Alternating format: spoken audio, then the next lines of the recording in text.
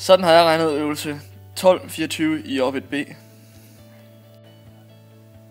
Jeg starter med at beregne, hvor højt kuglen flyver på jorden. Jeg får følgende oplyst. Fjederkonstanten K er lige med 1500 Nm. X er lige med 0,05 meter.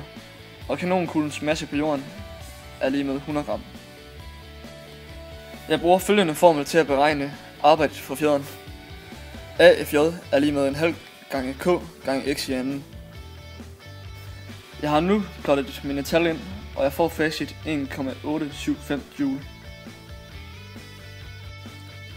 Jeg ved, at arbejdet for fjederen AFJ er lige med den potentielle energi.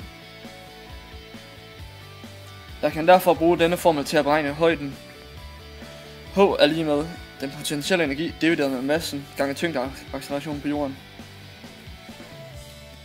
Her har jeg plottet mine tal ind, og jeg får facit 1,91 meter. Nu vil jeg beregne, hvor højt min kanonkugle flyver, hvis den vejer 25 gram. Jeg kan igen bruge denne formel for at beregne højden. Potentielle energi divideret med masse gange tyngdeacceleration. Her har jeg så smidt mine tal ind, og jeg får facit 7,637 meter.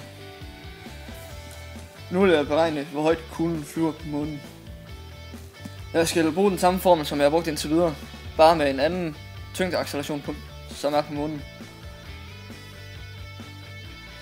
Her er tallene plottet ind. Mit facit bliver 45,5 meter.